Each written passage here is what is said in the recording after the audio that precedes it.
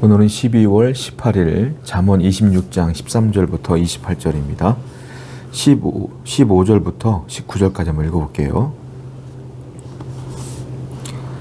횃불을 던지며 화살을 쏘아서 사람을 죽이는 미친 사람이 있나니 자기의 이웃을 속이고 말하기를 내가 희롱하였노라 하는 자도 그러하니라. 18절부터 19절을 보게 되니까 어떤 사람이요 횃불을 던지며 불화살을 쏘는 거예요. 그런데 그 횃불과 불화살로 인하여 사람이 맞는 거예요. 그 사람이 다쳤을 거 아닙니까? 근데 그 사람에게는 뭐라고 말하냐면은 그와 같은 일들이 있는데 사람들이 자기의 이웃을 속입니다. 그리고 말합니다. 내가 너를 장난삼아 농담으로 한 거야. 이렇게 넘어간다는 거예요. 그러니까 어떤 사람이 불화살을 쐈는데 맞았어. 사람이 죽을 수 있잖아요. 위험한 거 아닙니까? 그와 같은 게 뭐냐면 사람을 속이고 욕하고 비난한 뒤에 그 사람이 그걸 알았어. 너 날 속였냐? 왜 나를 비난했냐? 라고 말했을 때 아니야 나는 농담한 건데? 이렇게 넘어가는 사람도 있다는 거예요. 그런 사람들은 어떤 사람이냐? 불화살을 쏜 사람과 똑같다 이거예요. 횃불을 그 사람에게 던진 것과 똑같다라는 거예요. 이런 사람들 생각보다 상당히 많습니다. 그렇죠? 아닌 척하고 넘어가고 이런 사람들 굉장히 많아요. 여러분 말은요 입은요 사람에게 어떤 말을 하느냐에 따라 그 사람을 죽이기도 하고 살리기도 하는 거예요. 말을 잘못하면 그 사람의 영혼이 죽어요. 여러분들의 말과 행동 하나하나가 그 사람을 미워하거나 그 사람을 원망하는 말과 행동으로 나가면 그 받아들이는 사람은 그것이 큰 상처가 된다는 거예요. 그런데도 자기는 아닌 척, 자기는 그런 의도가 없었다는 척, 나는 그런 적이 없어 라고 넘어간다는 건 아주 못된 거라는 거죠. 그 사람에게 불화살을 써놓고선 모른 척하는 것과 똑같다는 거예요. 이 말은 무슨 말일까요? 말을 할 때나 행동을 할 때나 상대방에게 어떤 말을 하든지 간에 신중에 신중을 기하라 이 말이에요. 항상 대충 하고 싶은 말 하는 게 아니라 생각 좀 하고 깊은 생각 좀 하고 얘기를 하라 이런 뜻이거든요.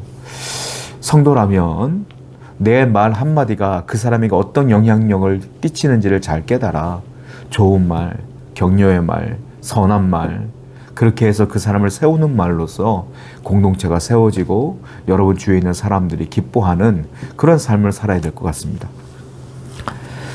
20절 말씀 보겠습니다. 나무가 다하면 불이 꺼지고 말쟁이가 없어지면 다툼이 쉬느니라. 숯불 위에 수치를 더하는 것과 타는 불에 나무를 더하는 것 같이 다툼을 좋아하는 자는 시비를 일으키느니라. 불이 날 때, 불을 피울 때 나무를 계속 넣죠. 그걸 땔감이라고 합니다.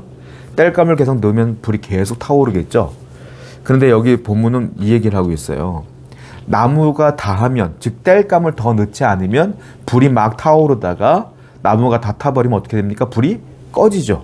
꺼지는 것처럼 말쟁이가 없어지면 다툼이 없어진다 이 말이에요.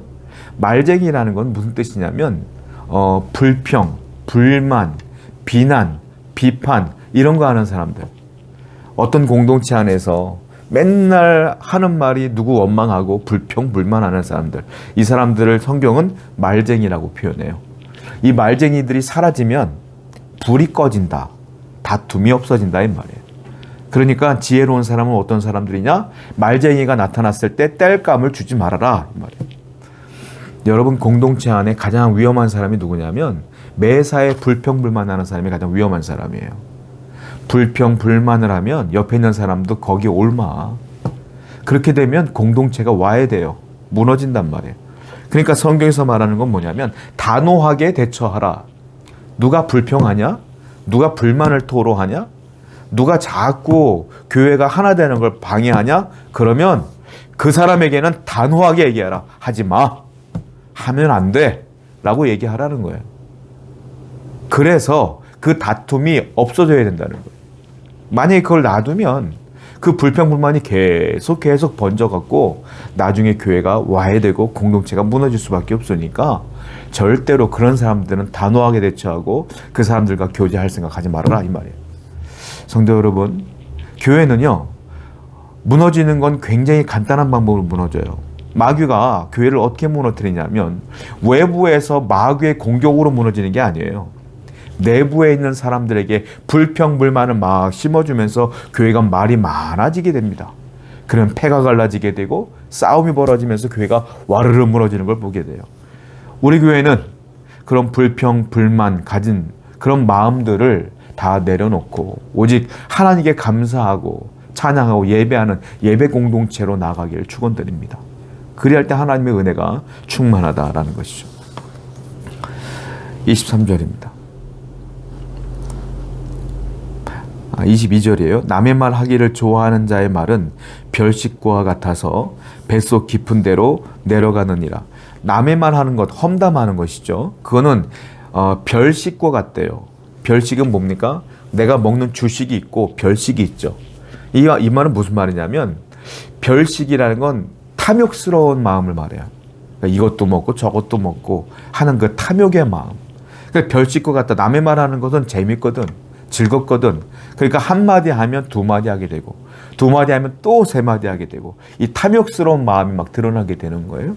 근데 그런 것들은 뱃속 깊은 데로 내려가느니라 이렇게 쭉 얘기하고 있어요. 여러분, 말은요 중요합니다. 왜냐하면 성경에 이런 말이 있죠. 구원은 입으로 시인하여 구원에 이른다, 이 말이 있어요. 입으로 시인하여 구원에 이른다.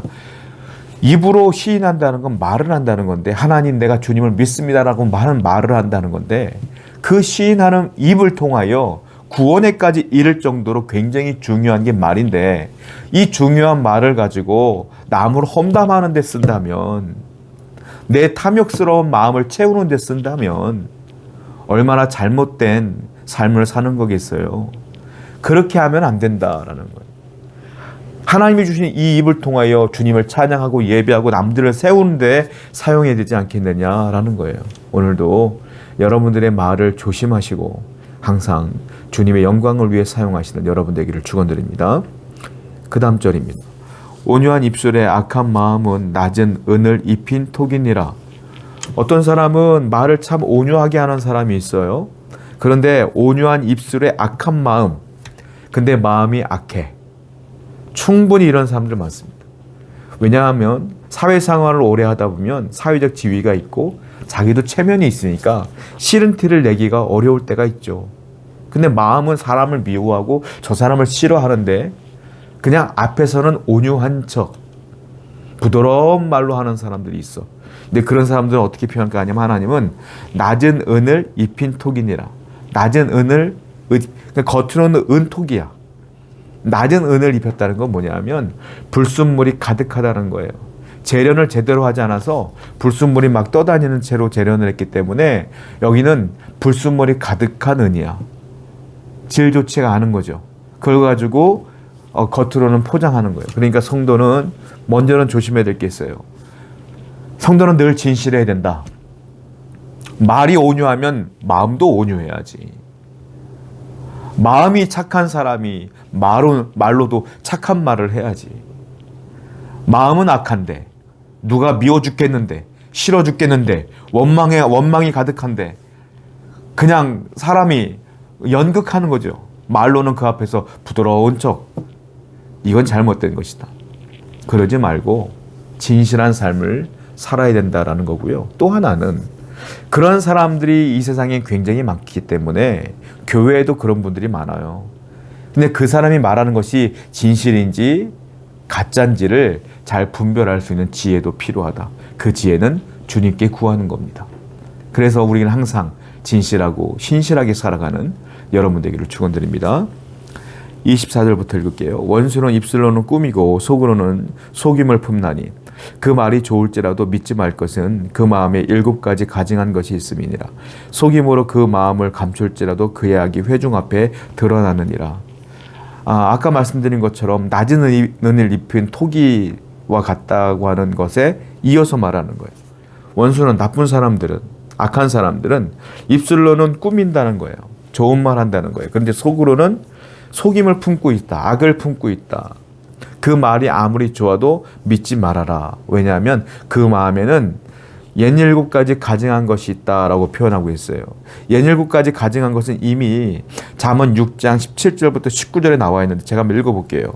거기에는 옛 7가지 가증한 것이 나오는데 첫 번째, 교만한 눈, 거짓된 혀, 무죄한 자의 피를 흘리는 손, 악한 계교를 꾀하는 마음, 빨리 악으로 달려가는 발, 거짓을 말하는 망령된 증인, 형제 사이를 이간하는 자, 이렇게 7가지가 쭉 나와요. 그 마음들이 있다 이거예요, 이 사람들에게는.